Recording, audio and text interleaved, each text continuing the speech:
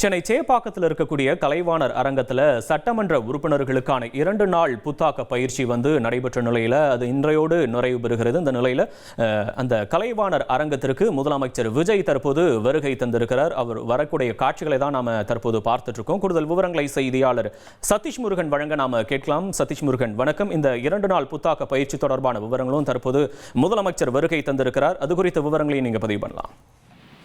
வணக்கம். சட்டப்பேரவை உறுப்பினர்கள் பேரவையில் கடைபிடிக்க வேண்டிய நடைமுறைகள், அவர்கள் செயல்பட வேண்டிய விதம், சட்டப்பேரவை விதிகள் மற்றும் நடைமுறைகள் குறித்து பேரவை செயலாளர், துறை சார்ந்த அரசு அதிகாரிகள், முன்னாள் சட்டப்பேரவை செயலாளர்கள் மற்றும் சட்டப்பேரவை நடைமுறைகள் குறித்து நன்கு அறிந்த வல்லுநர்கள் கலந்து கொண்டு இன்றைய தினம் நடைபெற்ற 2 நாள் நடைபெற்ற இந்த சட்டமன்ற உறுப்பினர்களுக்கான புத்தாக்க நிகழ்ச்சியில பல்வேறு விஷயங்களை எடுத்துரைத்திருக்கிறார்கள்.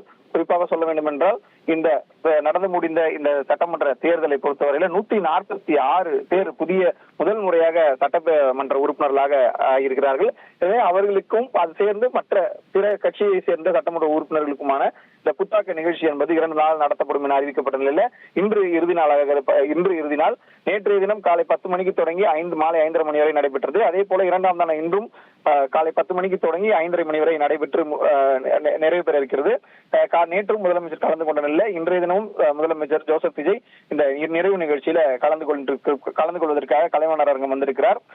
அவரது வருகைக்கு முன்னதாகவே சட்டத்துறை சார்ந்த சட்டப்பேரவை அதிகாரிகள், அதே போன்ற அமைச்சர்கள் அனைவருமே தற்போது அந்த கலைவாணர் அரங்கத்திற்கு வந்திருக்கிறார்கள். இறுதி நிகழ்ச்சியான இன்று முதலமைச்சர் கலந்து கொண்டு இந்த சட்டமன்ற உறுப்பினரிடம் உரையாடுவார் என்றும் எதிர்பார்க்கப்படுகிறது. உங்களுடைய விவரங்களுக்கு நன்றி சதீஷ் முருகன். இனி செல்லும் இடமெல்லாம் செய்தி. தந்தை டிவியின் வாட்ஸ்அப் சேனலை ஃபாலோ பண்ணினா செல்ல இருக்கும் இடமெல்லாம் செய்தி. இதோ QR கோட் இப்பவே ஸ்கேன் பண்ணுங்க, ஃபாலோ பண்ணுங்க.